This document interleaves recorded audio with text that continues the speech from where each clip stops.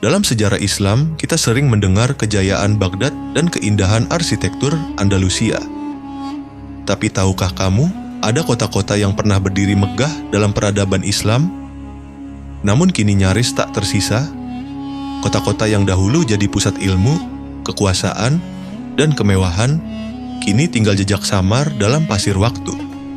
Dua di antaranya, Madinat Al-Zahra di Andalusia dan Baghdad kuno sebelum dihancurkan oleh Mongol. Mari kita mulai dari Madinat Al-Zahra, sebuah kota istana yang dibangun oleh Khalifah Abd al-Rahman III dari dinasti Umayyah di Andalusia pada abad ke-10 M. Kota ini dibangun sebagai simbol supremasi dan keagungan kekhalifahan Cordoba.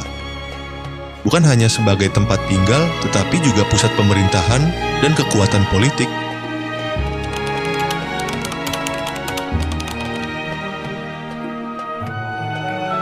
Bayangkan sebuah kota istana dengan dinding-dinding marmer, taman-taman bergaya Persia, air mancur yang jernih, dan aula-aula besar tempat para cendekiawan, penyair, dan diplomat berkumpul.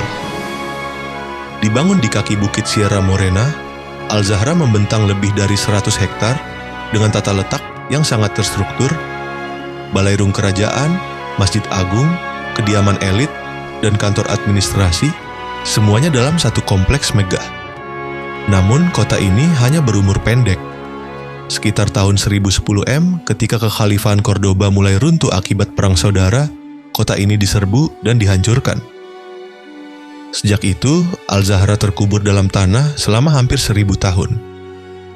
Baru pada abad ke-20, arkeolog mulai menggali dan menemukan sisa-sisa kemegahannya, kolom-kolom batu yang rubuh, gerbang yang separuh terkubur, dan mozaik-mozaik indah yang masih tersisa.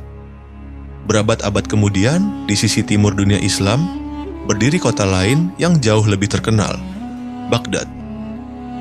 Didirikan pada tahun 762 M oleh Khalifah Al-Mansur dari dinasti Abbasiyah, Baghdad dibangun dengan desain arsitektur berbentuk lingkaran yang unik, dikenal sebagai Madinat Al-Salam atau Kota Perdamaian. Kota ini tak hanya menjadi pusat kekuasaan politik Abbasiyah, tetapi juga pusat ilmu pengetahuan terbesar dunia saat itu. Disinilah berdiri Bait Al-Hikmah, rumah kebijaksanaan, tempat para ilmuwan dari berbagai agama dan bangsa menerjemahkan karya-karya filsafat Yunani, Persia, dan India ke dalam bahasa Arab. Nama-nama besar seperti Al-Kindi, Al-Farabi, Al-Razi, hingga Ibnu Sina pernah menorehkan ilmunya di kota ini. Namun semua itu berubah drastis pada tahun 1258 M, ketika pasukan Mongol di bawah Hulagu Khan menyerbu Baghdad. Kota yang dulunya megah dan bercahaya, kini luluh lantak. Ribuan buku dibakar atau dilempar ke sungai Tigris, sampai air sungai dikisahkan berubah warna menjadi hitam karena tinta naskah-naskah itu. Ilmuwan dibunuh, masjid dihancurkan, dan Baghdad tak lagi menjadi pusat dunia. Baghdad yang kita kenal sekarang bukanlah Baghdad Abbasiyah. Kota itu telah dibangun ulang berkali-kali, namun pusat lingkaran emas kota kuno itu telah lama hilang. Hingga kini, para arkeolog masih berusaha mengungkap jejak aslinya, namun sebagian besar telah terkubur oleh waktu dan pembangunan modern. Yang menarik, baik Al-Zahra maupun Baghdad bukan sekadar kota fisik. Mereka adalah simbol dari kejayaan intelektual, seni, dan kekuatan politik Islam masa lalu. Namun sejarah memberi pelajaran penting. Sekuat apapun kota dibangun, jika tidak dijaga oleh kesatuan dan ilmu, maka ia bisa lenyap begitu saja. Hari ini, reruntuhan Al-Zahra di Spanyol menjadi situs arkeologi yang dikagumi, sementara Baghdad modern terus berjuang membangun kembali identitasnya. Tapi keduanya menyimpan misteri.